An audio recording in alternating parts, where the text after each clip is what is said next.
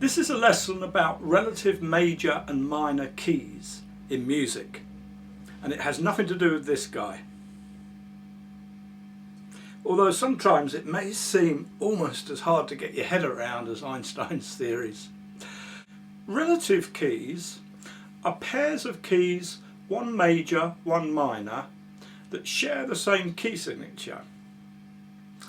For example, let's take the key of C major, which has a key signature of no sharps and no flats. So it is just the letters of the musical alphabet arranged in order from C to C. To find the relative minor scale of C major, we take the sixth note of the scale, which in this case is A. Then we build a scale on that note, again just by following the letters of the musical alphabet in order from A to A, and applying the same key signature, in this case no sharps, no flats. Notice that the type of minor scale produced by this method is the one we refer to as the natural minor scale. So one way of defining relative keys is to state that the relative minor is built on the sixth step of its relative major scale. But it also helps sometimes to look at it the other way round. If we start by taking a natural minor scale,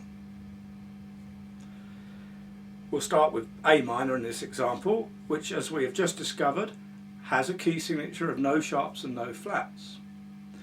We take that scale and count up to the third note, A, B, C, and then we build a scale on that just by following the letters of the musical alphabet in order from C to C.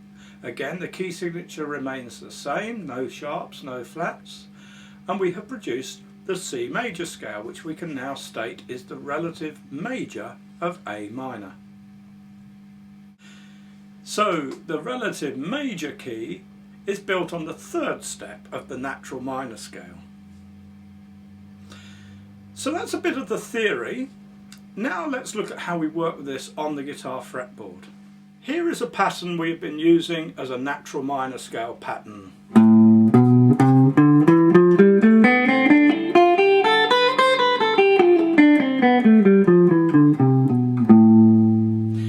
Playing it here at the 5th fret, starting on the note A, will obviously give me the A natural minor scale. So the notes I'm playing here are A, B, C, D, E, F, G, A, B, C, D, E, F, G, A. That's 2 octaves of the A minor scale, and then a couple of notes which we can reach beginning really the next octave, A, B, C.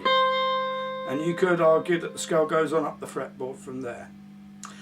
So that's the A natural minor scale, A to A with no sharps or flats, as we've just seen in the theory.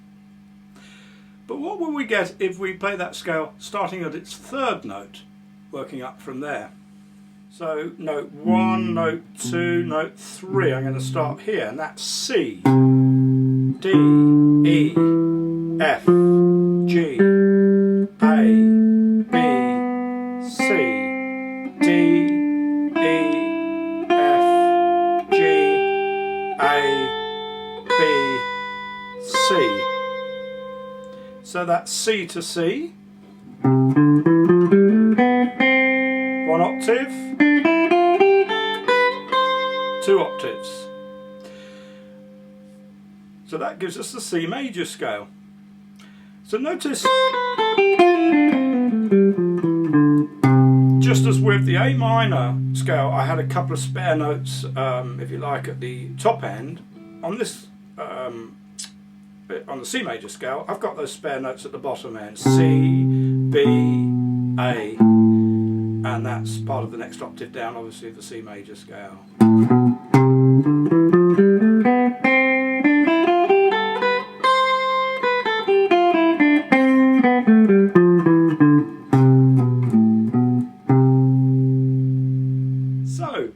We 2 scales for the price of 1 pattern. Let's look at one more example. We'll take a more complex key signature to clarify this rule about the relative major and minor keys. Let's look at E major.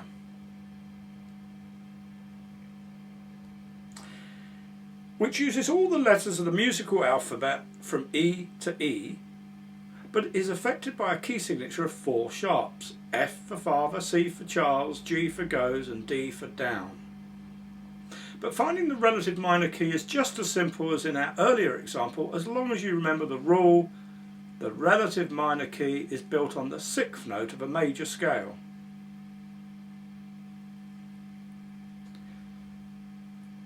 So the relative minor key of E major is C sharp minor, which uses all the letters of the musical alphabet from C to C, as modified by the same key signature as E major, 4 sharps: father, Charles, goes, down. Obviously one of those sharps is C for Charles, and that's why it's C sharp minor and not C minor. And coming back the other way, if we start with the scale of C sharp natural minor,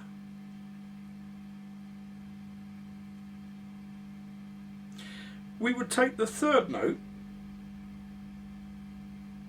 keep the same key signature of 4 sharps, and that will give us the E major scale, which is the relative major of C sharp minor.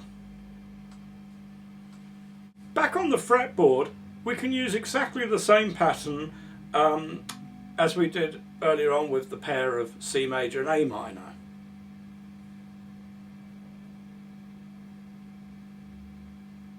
But we have moved the pattern up to the 9th fret.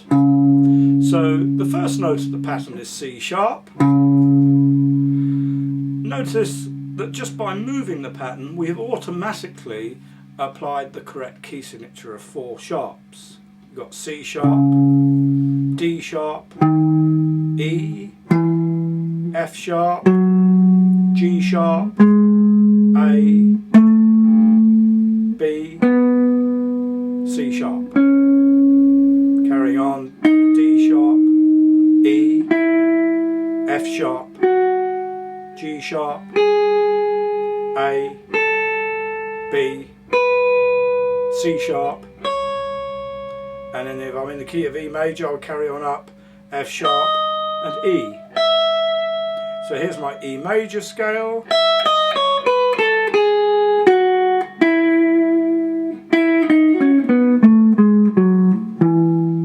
Or my C sharp minor scale.